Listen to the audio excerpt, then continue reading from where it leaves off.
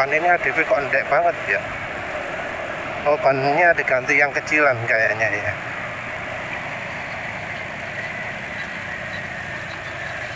Iya ya, ban belakangnya ganti kecil, ban depannya juga. Assalamualaikum warahmatullahi wabarakatuh. Ya, kita ngomong ringan aja ya, karena tadi pagi penulis lihat ada yang memperkecil bannya ADV, ban belakang kayaknya, ban belakang tok. Kalau nggak salah nggak jadi 12 atau mungkin 11. Kita nggak ngomong diameter velg ya, mungkin 100 dari asalnya 130 ya. Memang sih kalau bannya motor yang agak gemuk-gemuk gitu agak sulit ya. Hasil akhir ban lebih kecil. Nah, ban lebih kecil ini banyak kelemahannya ya. Ada paling nggak 3 yang penulis bisa kepikiran.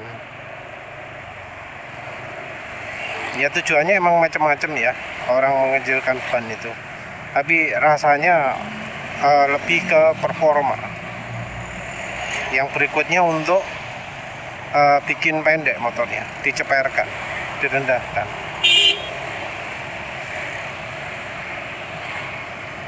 Nah, kalau untuk yang direndahkan ya wis lah, barangkali biar bisa nyampe atau biar nyantai gitu ya. Jadi ya berkendara pelan pun bisa enak.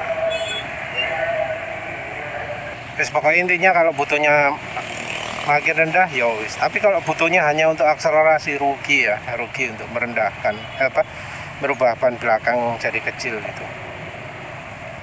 Karena ya kalau dari sisi teori mungkin orang ngomong kapasitas muatnya jadi berkurang karena biasanya ban yang lebih gede itu punya kapasitas muat lebih besar. Karena bannya lebih kecil ya, kalau bannya lebih kecil ya kemampuan muatnya berkurang, lebih gampang gembos juga karena ya otomatis volumenya lebih sedikit. Jadi kalau bocor ya lebih cepat daripada kalau yang bannya besar. Tapi bukan kelemahan itu yang penulis maksud.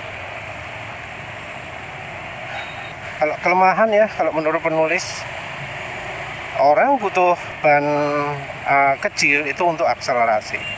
Akselerasi artinya untuk performa. Nah, kalau untuk performa penting ya kemampuan untuk menikung itu. Dan kalau bannya dikecilkan, itu maka otomatis kemampuan menikung akan kurang.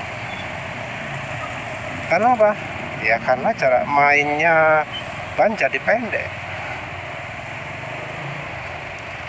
Ya karena jarak jenenge ya, ground clearance-nya jadi berkurang. Ground clearance berkurang ini kalau lewat polisi tidur mentok, lebih mudah mentok. Kalau untuk nikung-nikung jadi nggoser. Kalau untuk polisi tidur mentok mungkin yang merendahkan ban itu emang nggak butuh ground clearance tinggi ya, barangkali seperti itu. Jadi mau mentok pun sak karep gitu ya.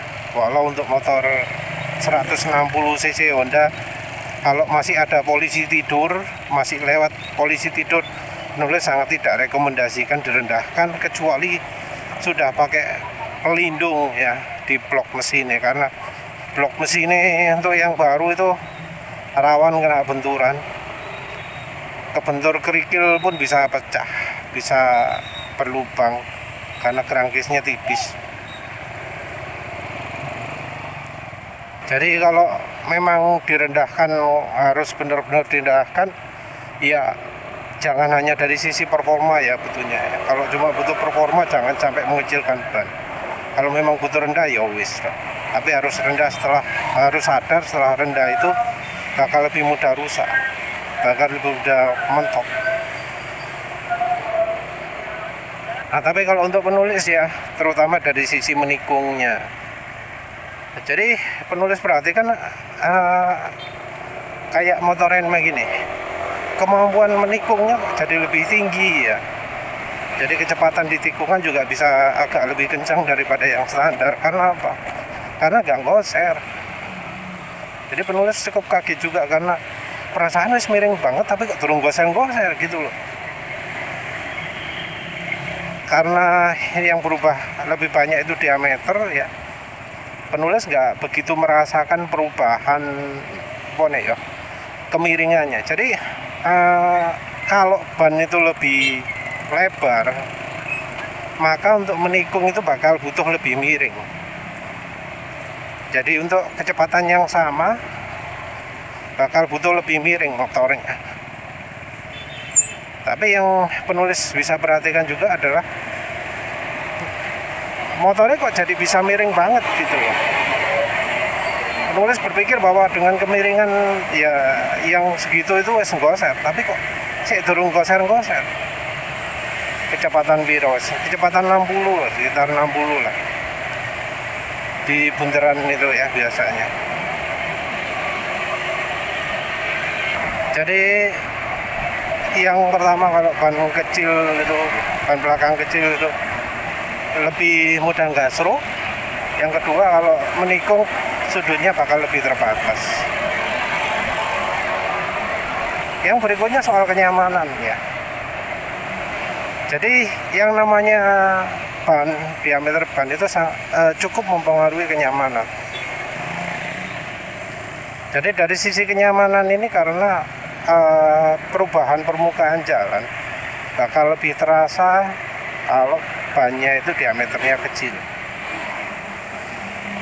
Ya ini tentu akan bergantung juga ya pada beberapa hal lain seperti misalnya keras empuknya ban, motifnya ban, apa maneh,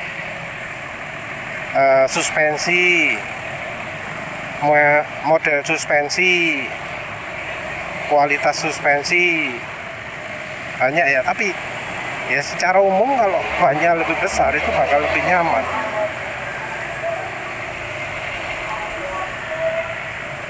Ini kita ngomong diameter ban ya, bukan diameter velg. Karena kadang orang ngomong oh velgnya, kalau velg lebar lebih nggak nyaman. Ini beda lagi. Kita ngomong untuk ukuran velg yang sama. Kalau velg lebar, kenapa lebih nggak nyaman? Karena sidewall-nya lebih kecil, tebal bannya itu loh, lebih kecil kalau velgnya diperbesar dengan diameter ban yang sama. Nah kalau velgnya tetap, bannya dikecilkan, yang satu pengaruh dari diameter itu akan mempengaruhi kenyamanan dari diameter bannya itu. Jadi ya perubahan permukaan jalan akan lebih terasa karena kalau bannya lebar, anggap aja lubang-lubang itu jadi nggak begitu kerasa karena bannya lebar, lebih diameternya lebih besar, nggak akan banyak merasakan perubahan. Terus yang kedua adalah sidewall-nya yang lebih tipis, lebih pendek, lebih opos sih jenenge. Nggak tebel lah pokoknya ya. Padahal ya yang namanya kenyamanan itu sangat bergantung juga dari sidewall ini. Kita ngomong tentu tekanan ban yang sama ya. Terus yang berikutnya, kelemahan berikutnya ya, dari sisi top speednya bisa berkurang. Ya walau kalau memang setelan pabrik atau nggak genah ya bisa nambah ya, top speednya. Karena misalnya tenaga nih gak kuat ngelawan angin ya, bannya kebesaran ya malah gak iso banter gitu. Ya sebagai contoh lah, motor penulis antara ban yang 130 70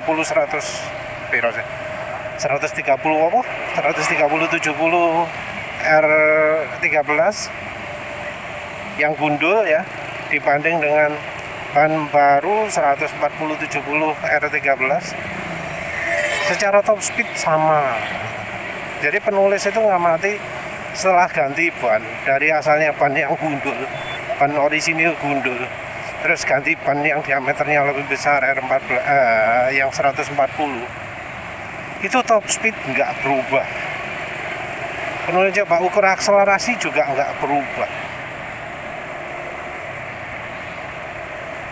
Jadi ya kalau untuk motor penulis ini memperkecil ban itu ya bisa nggak meningkatkan akselerasi.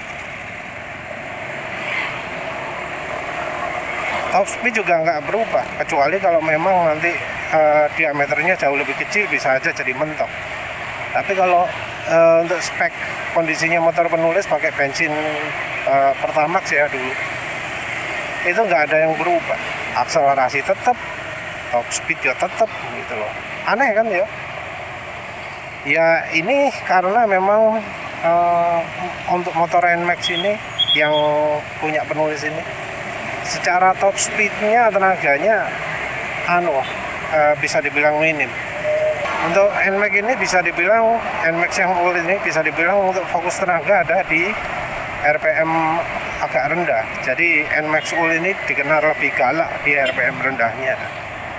Apalagi penulis sekarang pakai velg 1,3 cm, wah gak kalah sama yang motor depan ini sama Vario ini. Walau dia sendirian, penulis berani adu ya. Lebih berani lagi kalau olinya pas sip, bensinnya pas pakai RON 92. Tapi pakai lawan Pertalite pun berani ya. Kalau olinya gak terlalu parah, iso lah, paling gak seimbang gitu. Walau motor mereka itu jelas lebih mumpuni ya.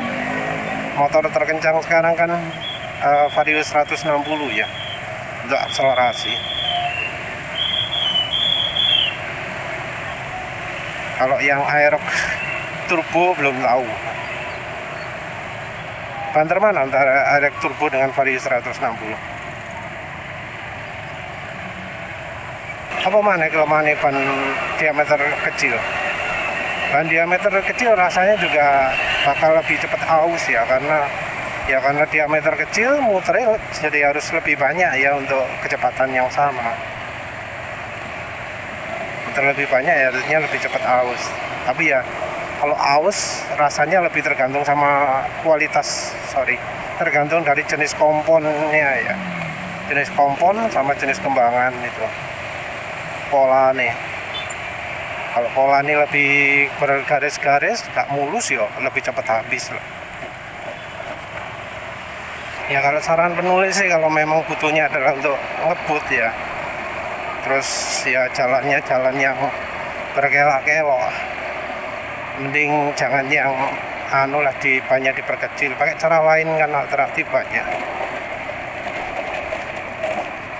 Mau remap kayak mau memperkecil memperbesar saluran udara masuk dan keluar kayak banyak cara lah. Tapi kalau memang tujuannya adalah untuk dan kakinya nyampe wes mau gimana lagi kalau gitu kan, harus mau nggak mau direndahkan itu ya salah satunya dari merubah ukuran ban selain memperpendek ukuran suspensi. Ya wes lah, itu saja. Terima kasih sudah menonton. Assalamualaikum warahmatullahi wabarakatuh.